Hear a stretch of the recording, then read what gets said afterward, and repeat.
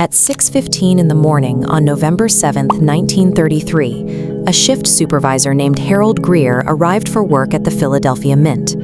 He began his standard exterior check, moving with the routine of a 22-year veteran. Everything was exactly as it should be. The armed guards were in position. The seals on the exterior doors were perfectly intact. Greer walked through the building, following the rigid standard procedure that was required to open the vault for the morning inventory. At exactly 7:03 a.m., he opened the main vault door. He stepped inside and stood in silence for 45 seconds, then walked back out to pick up the telephone. According to the official Secret Service report, his exact words were, "The large bars are gone, all of them. I don't understand how this is possible." 80 solid gold bars were missing. Each one weighed approximately 27 pounds, a combined physical weight of well over a ton. In modern value, that is $500 million in gold, vanished. This creates a physical paradox. $500 million disappeared from an intact, guarded room without tripping a single alarm or breaking a single seal. To understand why investigators were so baffled, we have to look at the Philadelphia Mint itself. In 1933, this was the most secure gold storage facility operated by the U.S. government. Fort Knox wouldn't even exist for another 4 years. The building was an impenetrable fortress. Its walls were reinforced concrete 3 feet thick. The heavy vault doors weighed several tons and required 2 separate key holders to unlock and open them at the exact same time. Any breach would have triggered an alarm directly at police headquarters. Human security was just as tight. Armed guards stood at every entry point 24 hours daily, operating on complex rotating shifts specifically designed to prevent any single guard from having enough time to plan a theft. The ultimate barrier was a mechanical time lock system. Once sealed, a built-in mechanical delay physically disconnected the keyholes from the locking bolts. Even with the right keys, the door could not be opened, making the vault practically uncrackable. Because external entry was a physical and mechanical impossibility, the investigation was forced to look inward. Stealing gold is a logistical challenge. Moving 2,000 pounds of dense metal out of a guarded building is not a one-person job. The Secret Service developed a private working theory.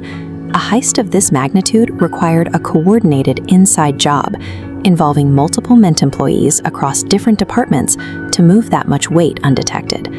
Agents focused their investigation on 23 Mint employees.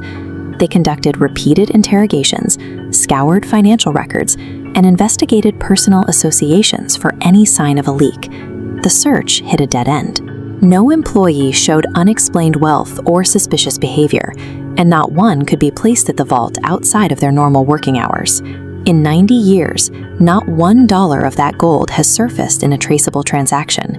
If the thieves didn't use brute force, and there was no traceable conspiracy, then the genius of this impossible heist was not about the vault.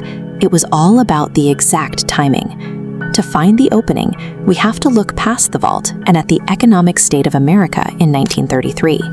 The nation was in the middle of a massive government consolidation. President Roosevelt signed Executive Order 6102, requiring every American citizen to surrender their private gold to the government. Private ownership of bullion was suddenly illegal. As a result, the Philadelphia Mint was inundated with a chaotic influx of gold from across the country. This chart shows the impact. On the left, the Mint's standard orderly intake. On the right, the 1933 spike. The sheer volume of citizen gold broke the Mint's ability to maintain an accurate paper trail. At this exact moment, an audit was almost impossible. The perfect window wasn't a flaw in the time lock. It was the exact moment the bureaucracy was too overwhelmed to notice what was missing. The investigation that followed was unprecedented. 3 separate federal agencies, the Secret Service, the FBI, and the Treasury, launched independent investigations of the same crime without ever coordinating their findings. Both the Secret Service and the FBI gave up within 2 years, citing a total lack of evidence or suspects. But the Treasury Department's investigation took a very different path. The Treasury's findings were never released. To this day, their entire file on the 1933 theft remains classified.